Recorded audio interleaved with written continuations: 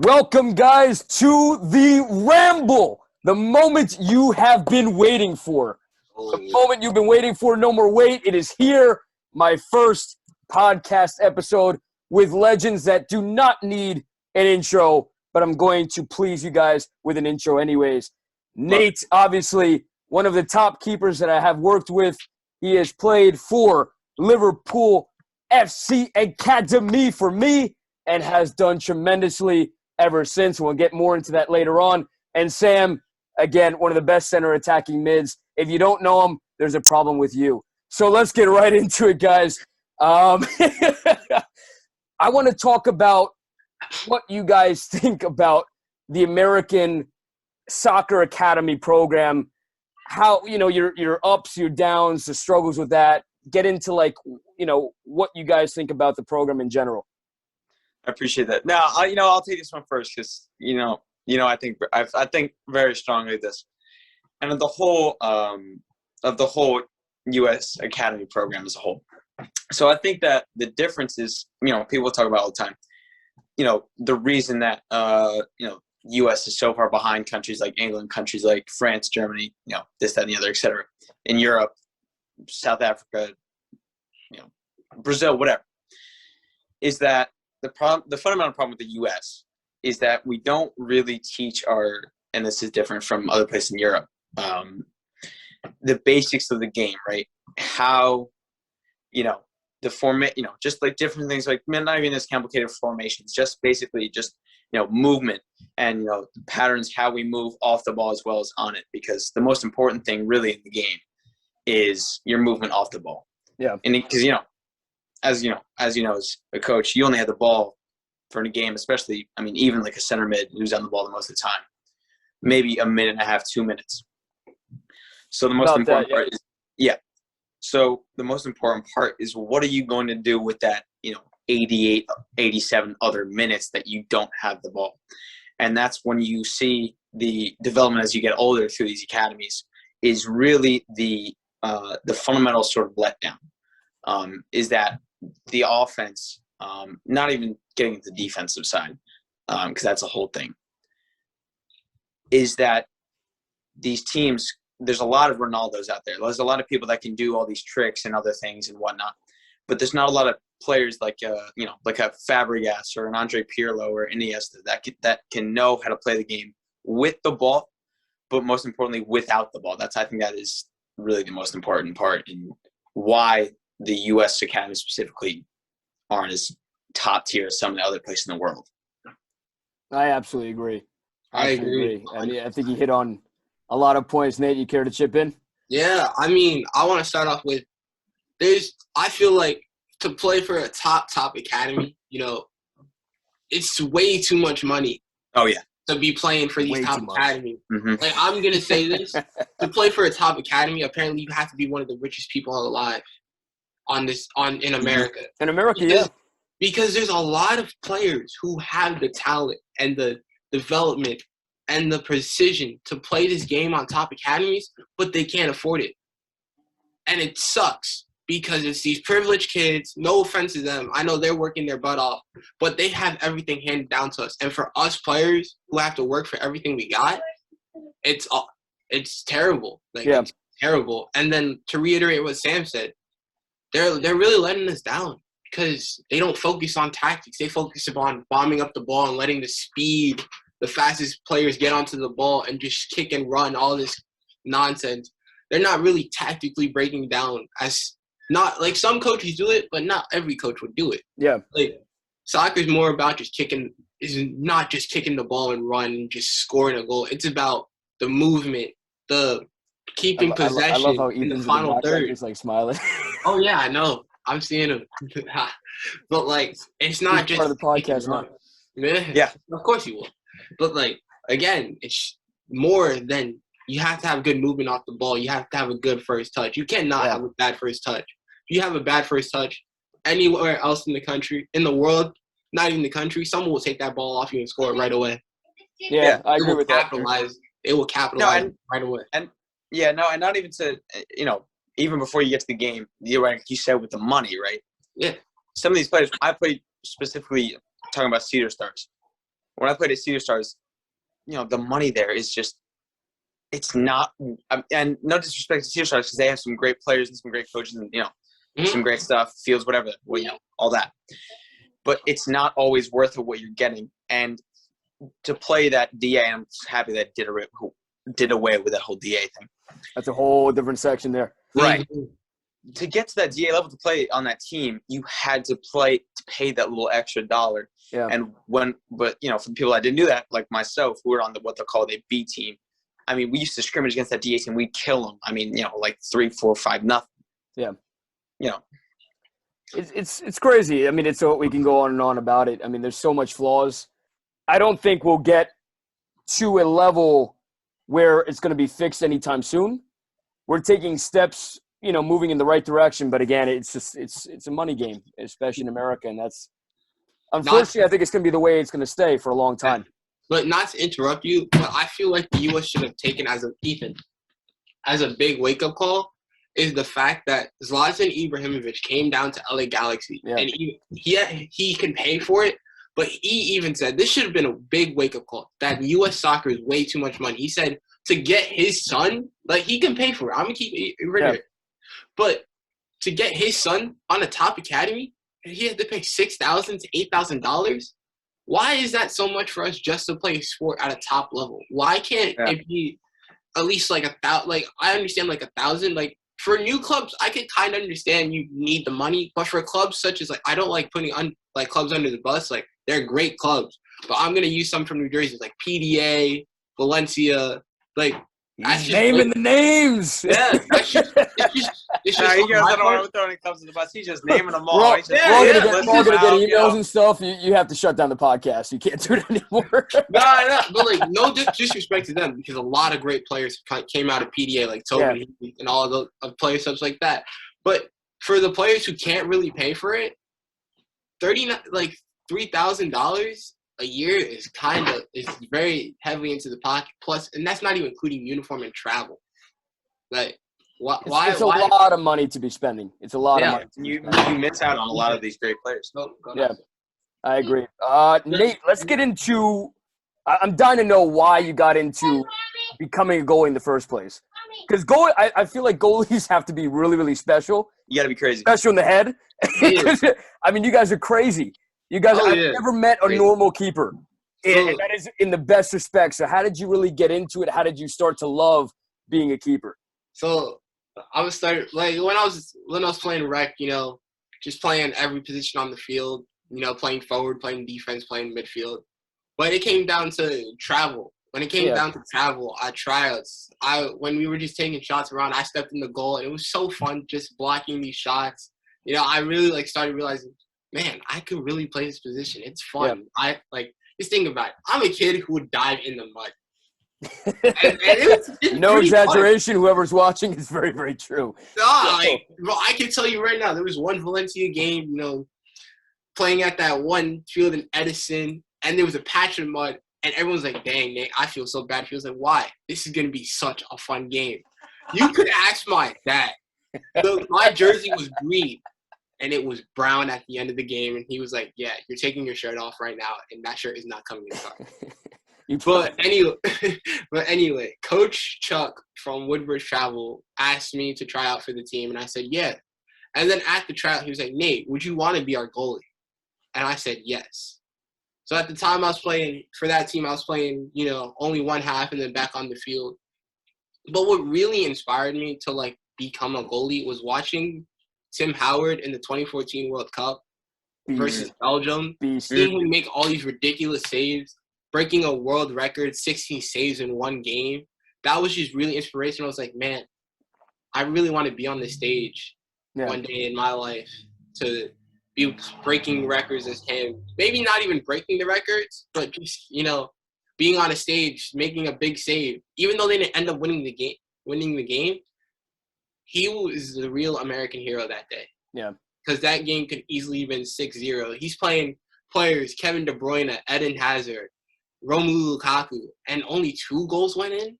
That is, in my book, that is a top keeper right there. It would have been a humiliation for us. I'm not gonna lie. Yeah, shout out Tim Howard, man. It could have. I mean, love the guy. Love the guy. Oh yeah, his story is amazing. Yeah. Well, one of the only good American soccer players out there. No. Hey, I don't know. I have faith in Zach Steffen. That's for sure. I have faith. He's an upcoming keeper. I agree. And I would say for me, there's only a handful that I can name of American players. We're getting there. We are. But it's going to take a lot more for us to get to the top. Yeah. No, I can't. A player like Clint Dempsey came to mind for me. You've seen his story. He kind of is another player that kind of came from nothing, and that was a lot. That was a little bit before all the academies and were set up like that. So he was able to go through a lot. But Clint Dempsey, yeah, he was like Tim Howard for you. Clint Dempsey was kind of a real model and inspiration for myself. And going into that term, Sam, we're going to move over to Sam now. Every soccer player, we all have stories. I mean, regardless, even if you don't play soccer, you play another sport. Everybody comes from a really difficult situation, different background. In your case, obviously, you were born with no arm, correct? Yeah. So I was born with just half my arm. Yeah. So have my right arm. So how did you really how did you get into soccer? How did you grow up with that and be okay and comfortable going through that and then getting into soccer after? So soccer has been it's been in my family for a long time. My dad, obviously, being born in England and having his family in England, they're just raised, that's the culture there, they're raised that way. And, my dad and his brother, my uncle, played soccer together since they were kids, and, their kid, their parents played soccer in theirs and so on. But eventually my dad got sort of more into rugby. But my uncle went on, he was a center back during the 70s, late 70s. And he eventually got up and played for Chelsea. He played professional, so he didn't quite get to professional, but he was on the reserves. He was the reserve for Chelsea. Huge accomplishment, though. Still. Yeah, huge accomplishment. And he was. They eventually befriended the coach at the time, and that's how they got involved in. They're from Brighton, but that's how they got involved in Chelsea and all that. And then one of my dad came here.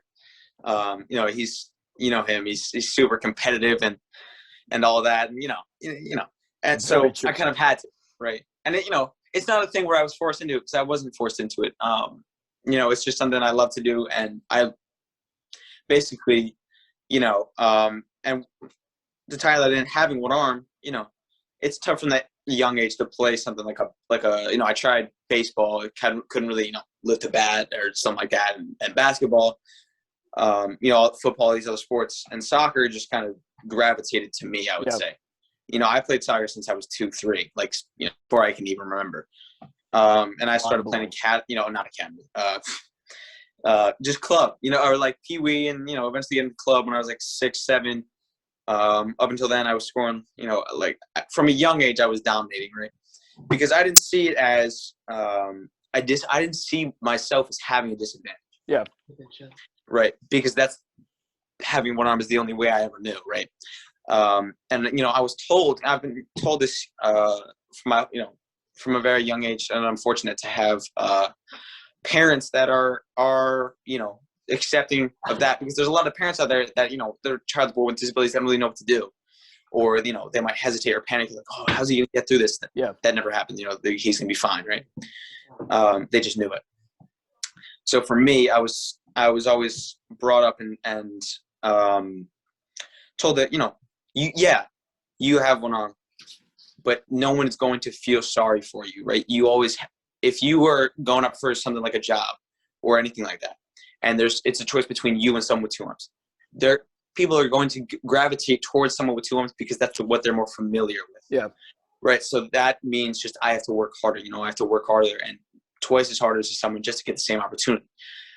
But even if that's not the case, and if it's a choice between me 50-50, I get it, then I can say, all right, I left no doubt, right? Yep. I made sure that I got that position, that spot on the team, that job.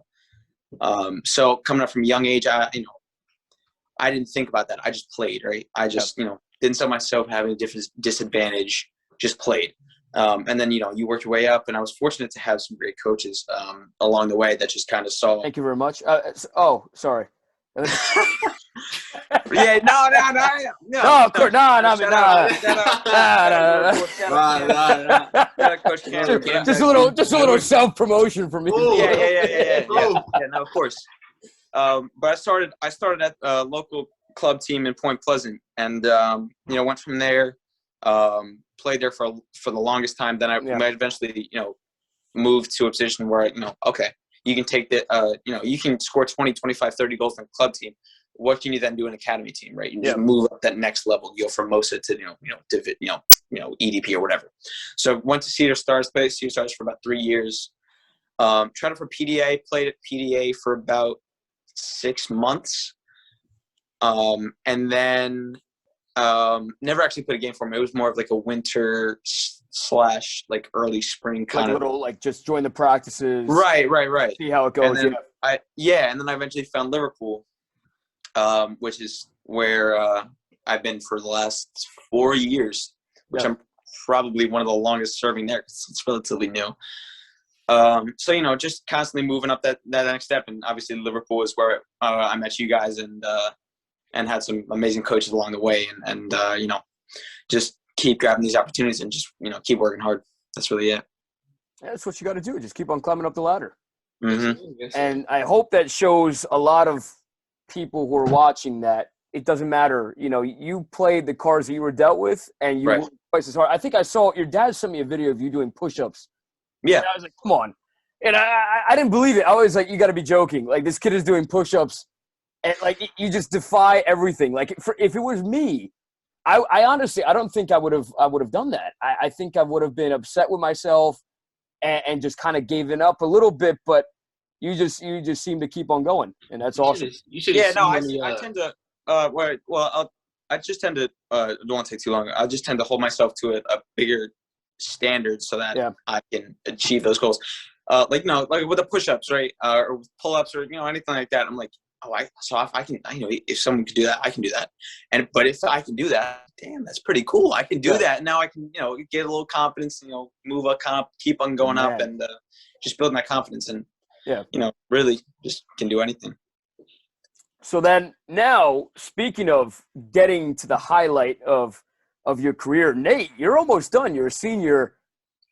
Everybody knows what you're going to be doing. How did I2I come into the picture for you?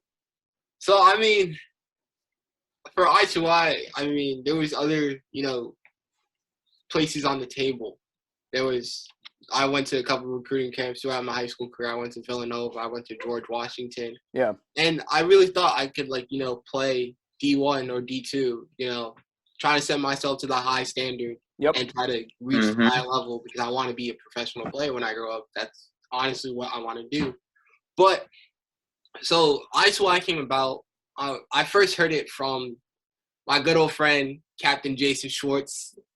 Shout out Jason, man. Gotta shout out Jay. Jay, we'll get you on here. I promise. Yeah. I promise. We were at practice one day, and he was like, Nate, I think you should come to this recruiting camp for 2 colleges in England. I was like, in England? Never really thought about going to England. And I'll be honest, I didn't go because I didn't know it was that big of a program. I thought it was just a college and, you just go, it's going to be the same thing as over here. So I was going to just stay over here. But when it came down to my friend, got to shout out someone else, Asa Johnson, committed.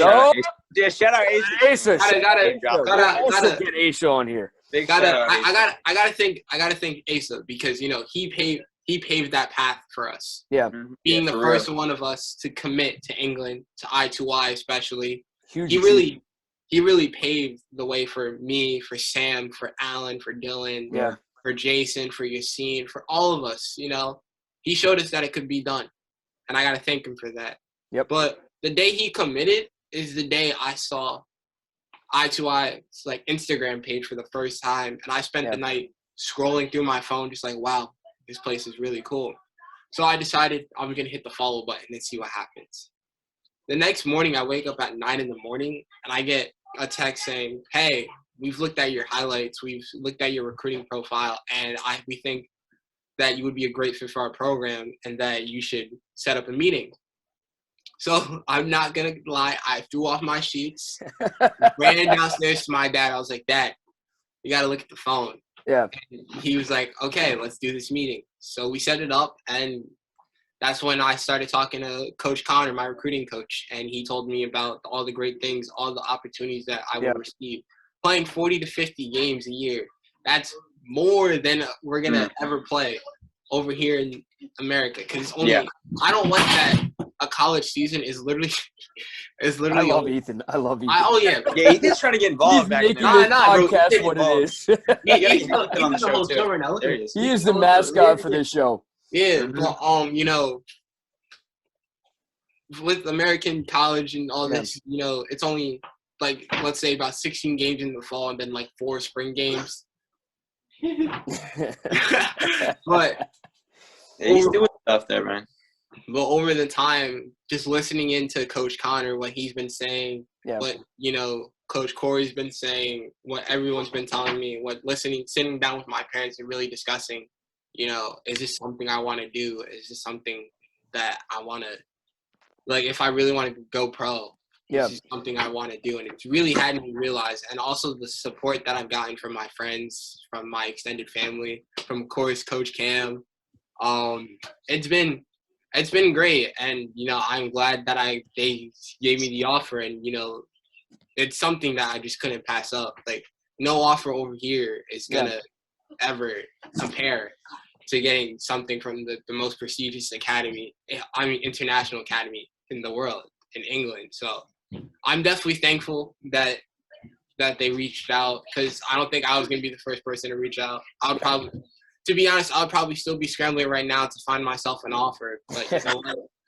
They like usual seniors are. It's tough. It's not easy to make a decision. Yeah, so I have to thank them. You know, it's a wonderful opportunity, and like I said, I'm counting down the days till I, you know, ship off, and it's gonna be a bittersweet day when I leave. But you know what? It's a new chapter in my life, and I can't wait to get started. I can't wait to see you guys achieve what you're going to achieve, because I know you both are going to achieve great things. You know, when you guys played for me, I just, it was a pleasure having you guys, because all you did was just learn and absorb and just wanted to be on the field at all times. And kind of just transitioning, because we're almost done with the podcast. I know it sucks, but we're going to finish up. I want to get to hear from you two on a perspective for anybody that's listening, for anybody that thinks that they want to be, you know, semi-pro, want to go pro, want to play D1, who want to go to I2I.